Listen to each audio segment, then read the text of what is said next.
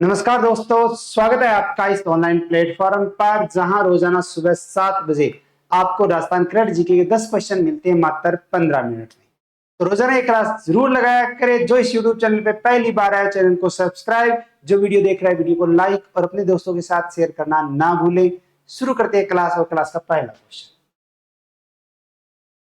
16 सितंबर 2025 को प्रदेश के नए 8वें मुख्य निर्वाचन आयुक्त किसे नियुक्त किया गया? 16 सितंबर 2025 को हमारे राजस्थान के नए मुख्य निर्वाचन आयुक्त की नियुक्ति हो चुकी है। और अगर पूछे कि क्रमानुसार कौन से है, तो ये 8वें मुख्य निर्वाचन आयुक्त है। तो इसका मतलब है कि 16 सितंबर 2025 को जो नए मुख्य निर्वाचन आयुक्त बने, वो क्रमानुसार कौन से बने हैं? 8वें, जिनका नाम आता है राजेश्वर सिंह। राजेश्वर सिंह बहुत ही अच्छा और मोस्ट इंपोर्टेंट क्वेश्चन बनता है एग्जाम की दृष्टि से। हमारे राजस्थान के नए मुख्य निर्वाचन आयुक्त राजेश्वर सिंह हैं।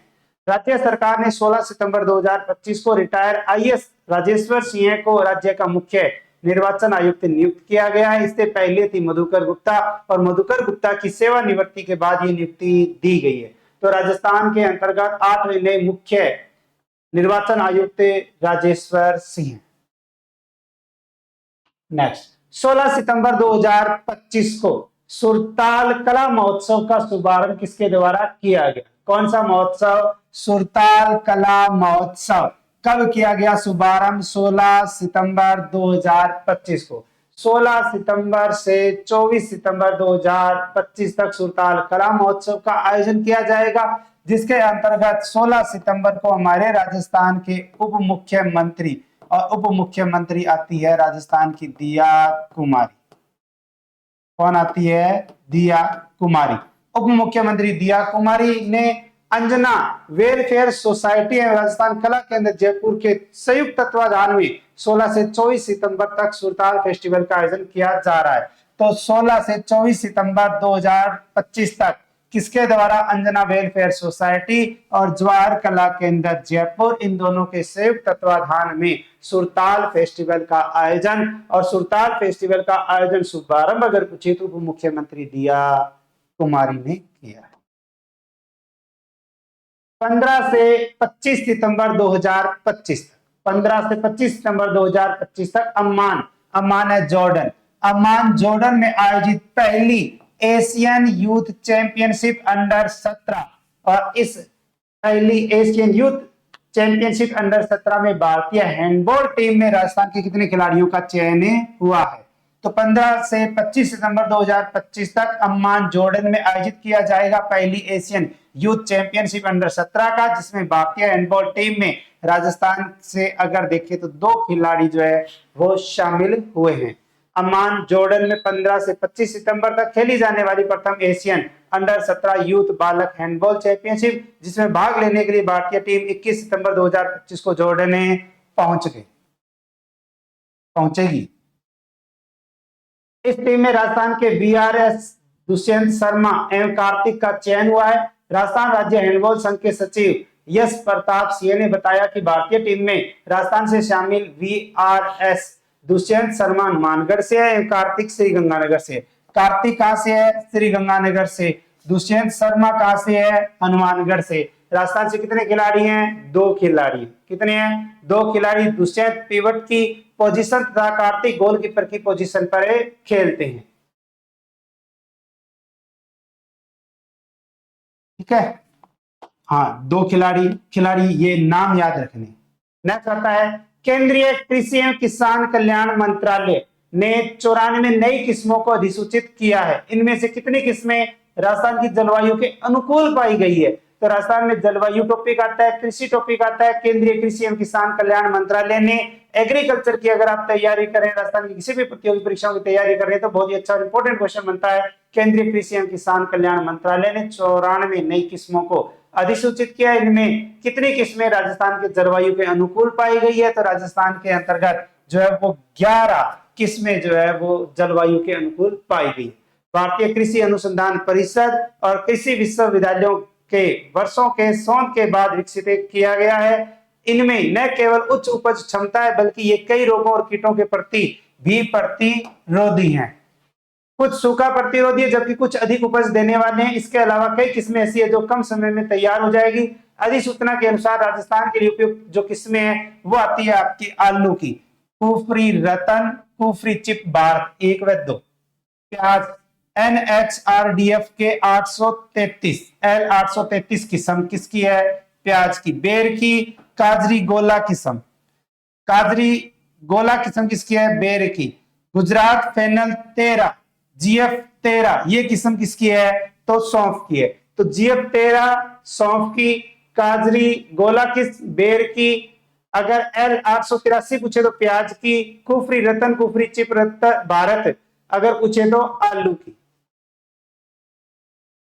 जोधपुर जीरा, जोधपुर जीरा 1, ठीक है, NCU 105 ये किस्म जो है वो अपने जीरे की है।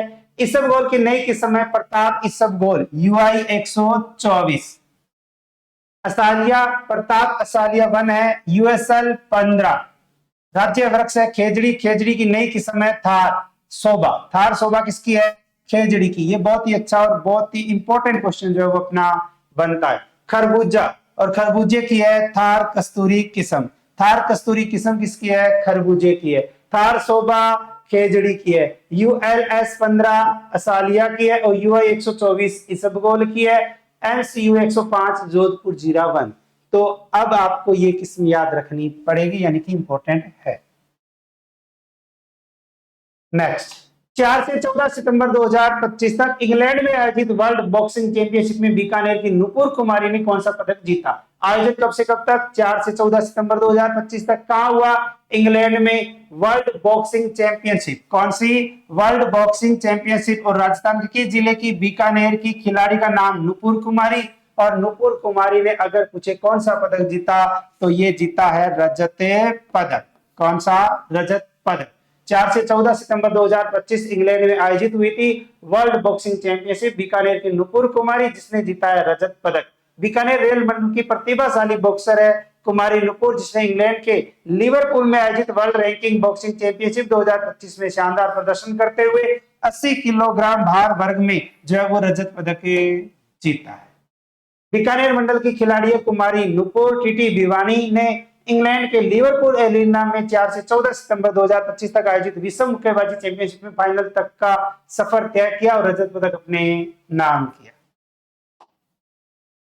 नेक्स्ट, जनगणना 2027 के लिए सीमाओं ग्राम नगर तहसील जिला में बदलाव की अंतिम तिथि क्या है? जनगणना का बहुत ही अच्छा और मोस्ट इंपोर्टेंट क्वेश्चन बनता है। जनगणना 2027 और जिसके लिए सीमांकन सीमाओं में ग्राम पंचायत नगर तहसील जिले के अंतर्गत जो भी बदलाव करना है सरकार ने कह दिया है कि आप बदलाव कर सकते हो 31 दिसंबर 2025 तक। उसके बाद में आप कोई बदलाव नहीं कर पाओगे और उससे पहले पहले जो है वो प्रक्रिया आप कर सकते हो।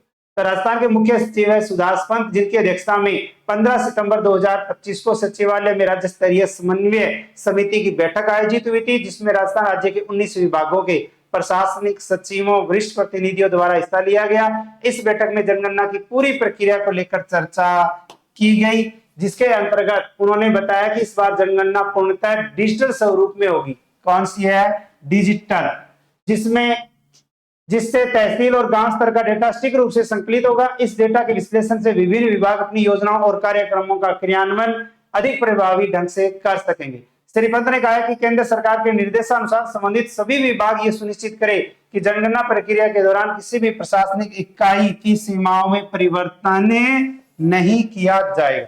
और उन्होंने स्पष्ट किया है कि 31 दिसंबर 2025 तक की सीमाओं में बदलाव अनुमति होगा और इसके बाद 1 जनवरी 2026 से मार्च 2027 तक किसी भी प्रकार का परिवर्तन स्वीकार्य नहीं होगा।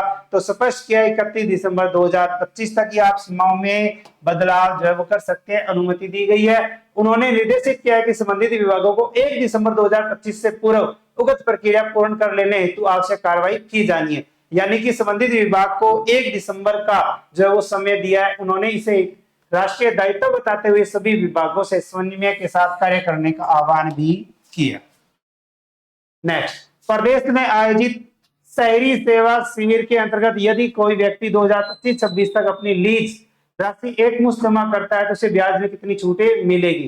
प्रदेश में आयोजित है शहरी सेवा शिविर, और ये शहरी सेवा शिविर अगर देखें तो कल से ही यानी कि 17 सितंबर से शुरू हुए हैं। 17 सितंबर से 17 अक्टूबर तक हमारे राजस्थान में चलेंगे शहरी सेवा शिविर, और इन शिविरों के अंतर्गत जो है वो राज्य सरकार ने जो है वो कुछ छूट दी है।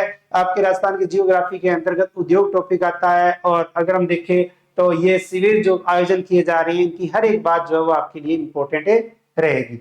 इस योजना का सबसे बड़ा लाभ गरीब और छोटे भूखंड धारकों को मिलेगा। सरकार ने बकाया लीज राशि, रूपांतरण शुल्क, प्रीमियम दरें और भवन निर्माण स्वीकृत में व्यापक रियायतें देने का निर्णय किया है। और खास बात यह है कि 69A के पट्टों के शुल्क को घटाकर 200 रुपए प्रति वर्ग मीटर से 100 रुपए प्रति वर्ग मीटर कर दिया है। तो 69A के पट्टों के तहत शुल्क घटाकर 200 रुपए प्रति वर्ग मीटर से कितना कर दिया है, 100 रुपए प्रति वर्ग मीटर कर दिया है। और सरकार ने घोषणा भी की है कि यदि लोग अपनी 2025-26 तक की बकाया लीज राशि एक मुश्त जमा करा दे तो 100% ब्याज माफ कर दिया जाएगा। यानी कि इसका राइट आंसर क्या रहेगा, 100%।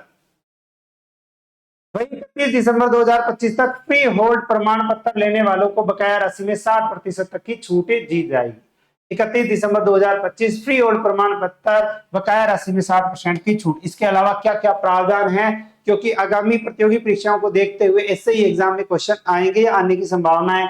जैसे निर्धारित समय पर मकान निर्माण न करने वालों के लिए विरासत का प्रावधान दिया गया, ठीक है। 250 वर्ग मीटर तक के भूखंड पर 75% की छूट है। 251 से 500 मीटर तक 50% की छूट है, और 501 से 1000 वर्ग मीटर तक 25% की छूट है।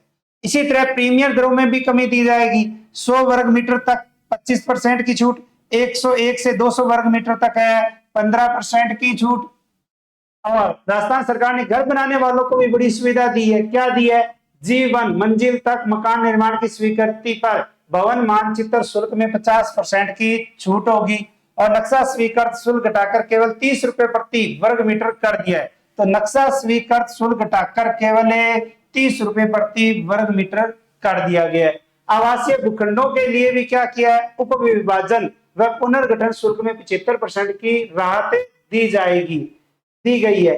250 वर्ग मीटर तक 19 रुपए प्रति वर्ग मीटर, 251 से 500 वर्ग मीटर तक 38 रुपए प्रति वर्ग मीटर, और 501 से 1000 वर्ग मीटर तक 57 रुपए प्रति वर्ग मीटर की जो है वो भी छूटें दी जा रही है आवासीय भूखंडों के विभाजन में पुनर्गठन शुल्क में। और सरकार ने व्यवसायिक और औद्योगिक गतिविधियों को बढ़ावा देने के लिए भी रियायतें दी है। गैर आवासीय से व्यवसायिक रूपांतरण पर 20% से 40% तक छूट दी है, और औद्योगिक भूखंडों में रूपांतरण शुल्क में 50% की छूट दी है।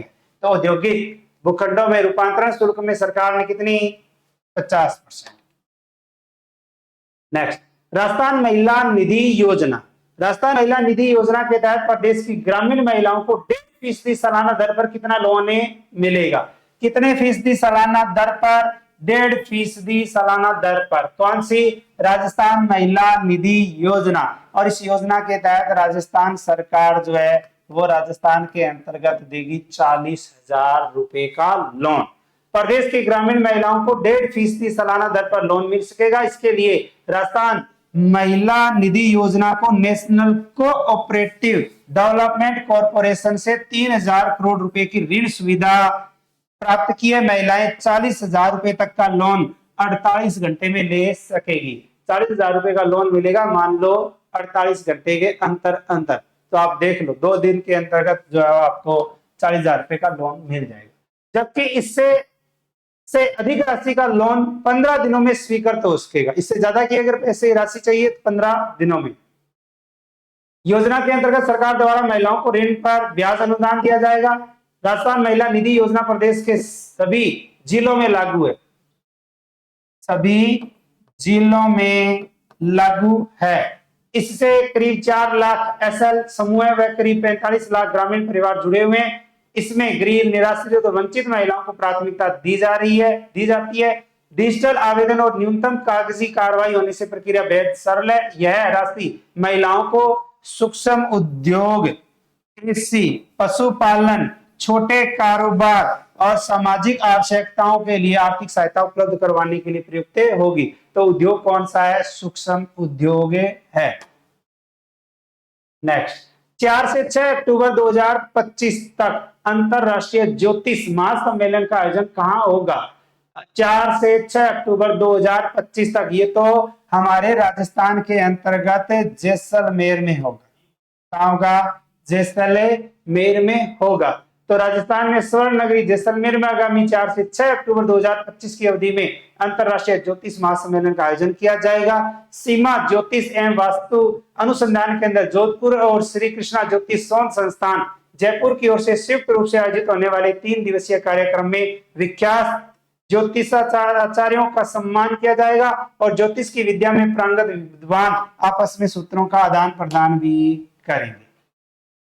नेक्स्ट, बहुत ही अच्छा इंपॉर्टेंट क्वेश्चन, राजस्थान के अंतर्गत आपका टॉपिक आता है पशुपालन, कृषि से संबंधित, अपना एग्रीकल्चर से संबंधित बहुत ही अच्छा इंपॉर्टेंट क्वेश्चन। राजस्थान में अब मुख्यमंत्री मंगला पशु बीमा योजना में प्रत्येक उष्ट पालक को कितने ऊंटों का निःशुल्क बीमा किया जाएगा? पहले जो बीमा था वो कितना था? वर्तमान में सरकार ने परिवर्तन कर दिया है। उष्ट पालकों को, ऊंट पालकों को 10 ऊंटों का निःशुल्क बीमा जो है वो दिया जाएगा। वित्तीय वर्ष 2024-25 में राजस्थान सरकार के द्वारा बजट घोषणा बिंदु 132, राजस्थान के अंतर्गत जो बजट आया था उस बजट में बिंदु नंबर था 132, उसमें कहा गया कि मुख्यमंत्री मंगला पशु बीमा योजना के अनुसार प्रदेश में 5-5 लाख दुधारू गाय और भैंस, 5-5 लाख भेड़ और बकरी यानी कि 20 और 1 लाख है उष्ट यानी कि टोटल कितने? 21 लाख, 21 लाख पशुओं का जो है वो बीमा किया जाएगा, जिसके अंतर्गत उन्होंने कहा कि बीमा कवरेज प्रदान किया जाएगा और इस योजना में 400 करोड़ रुपए का व्यय होगा। जब सरकार ने इसके अंतर्गत घोषणा की गई थी और उसके बाद में इस योजना में अब प्रत्येक उष्ट पालक के 10 ऊंटों का निःशुल्क बीमा किया जाएगा। तो वर्तमान में इसमें परिवर्तन कर दिया, अब जो है वो बीमा कितना होगा? 10 ऊंटों का निःशुल्क बीमा होगा। इससे बीमारी, हादसे, प्राकृतिक आपदा में इनकी मृत्यु पर पशुपालकों को संबल मिल सके। बीते 2 दशक में पूरे प्रदेश में खेती कार्य में ट्रैक्टर का उपयोग बढ़ने, साधन में दुपहिया 4 पहिया वाहनों के अधिक उपयोग से आम आदमी के दैनिक जीवन में ऊंट का महत्व कम रह गया है। ऊंटों की संख्या में बढ़ोतरी करवाने के लिए पशु की उम्र का निर्धारण, अब गाय बीमा हेतु पशु की उम्र होनी चाहिए 3 से 12 वर्ष के मध्य, भैंस दुधारू है 4 से 12 वर्ष के मध्य, बकरी मादा 1 से 6 वर्ष, भेड़ मादा 1 से 6 वर्ष, ऊंट नर व मादा दोनों 2 से 15 वर्ष। तो इनका जो है वो क्या होगा? बीमा होगा। कीमत का निर्धारण, अब इनमें राशि कितनी मिलेगी? तो राशि, गाय दुधारू है तो 3000 प्रति लीटर प्रतिदिन के आधार पर न्यूनतम कीमत का निर्धारण किया जाएगा। अधिकतम राशि जो कितनी है? 40,000 रुपए प्रति पशु। भैंस का 4000 प्रति लीटर प्रतिदिन के आधार पर न्यूनतम कीमत का निर्धारण किया जाएगा, अधिकतम राशि है 40,000। बकरी 4000 प्रति पशु, भेड़ 4000 प्रति पशु, ऊंट अधिकतम राशि है 40,000 रुपए। कितने? 40,000 रुपए। तो अब इसमें आपको ध्यान रखना है कि बकरी और भेड़ पर कितने हैं? 4,000 रुपए है, गाय भैंस और ऊंट पर कितने हैं? 40,000 रुपए। ये क्वेश्चन जो है वो आपके एग्जाम में आने की संभावना है या इंपॉर्टेंट है। पूर्व में पूछा गया क्वेश्चन, ई भुगतान प्रोत्साहन योजना को निम्न में से किस योजना में शामिल किया गया? तो इसका राइट आंसर है कृषक उपहार योजना। जिन्होंने राइट आंसर दिया उनका बहुत बहुत धन्यवाद और बेहतरीन तैयारी से जुड़े रहा करें। फिर नेक्स्ट क्वेश्चन फॉर यू के तहत आपके लिए क्वेश्चन है जिसका आंसर आपको मेन कमेंट बॉक्स में देना है। प्रदेश के शेखावाटी क्षेत्र में कितनी हवेलियों को पर्यटन हब के रूप में विकसित किया जाएगा? ये क्वेश्चन फॉर यू के तहत आपके लिए क्वेश्चन है जिसका आंसर देना आपको मेन कमेंट बॉक्स में। तो इसका मतलब है कि राइट आंसर जो भी होगा वो आपको चलती क्लास में नहीं देना।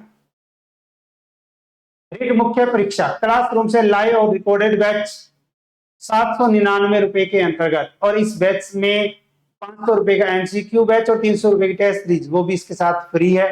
ज्यादा जानकारी के लिए 8696 पर संपर्क करें। और टेस्ट सीरीज रीट की मुख्य परीक्षा L1 और L2 ओनली जीके 14 टेस्ट होंगे। प्रत्येक रविवार को मेगा टेस्ट होगा। ऑफलाइन 500 रुपए चार्ज है और ऑनलाइन 300 रुपए चार्ज है। 21 सितंबर से ये शुरू होगी। ज्यादा जानकारी के लिए संपर्क करें 98 750 77 725। और इसके अलावा मुख्यमंत्री अनुप्रति कोचिंग योजना, और इस मुख्यमंत्री अनुप्रति कोचिंग योजना में आप जो 30 सितंबर तक फॉर्म भर सकते हैं। और संकल्प कंपटीशन कोचिंग प्राइवेट लिमिटेड, इसमें फॉर्म भर के आप रेट पटवार, एसआई कांस्टेबल, एलडीसी की फ्री तैयारी कर सकते हैं। और अगर आप जैसे मान लो और कहीं भी अगर तैयारी करना चाहते हैं तो इसमें जो जो संस्थाएं जुड़ी हुई उसमें भी आप बेहतरीन तैयारी कर सकते हैं।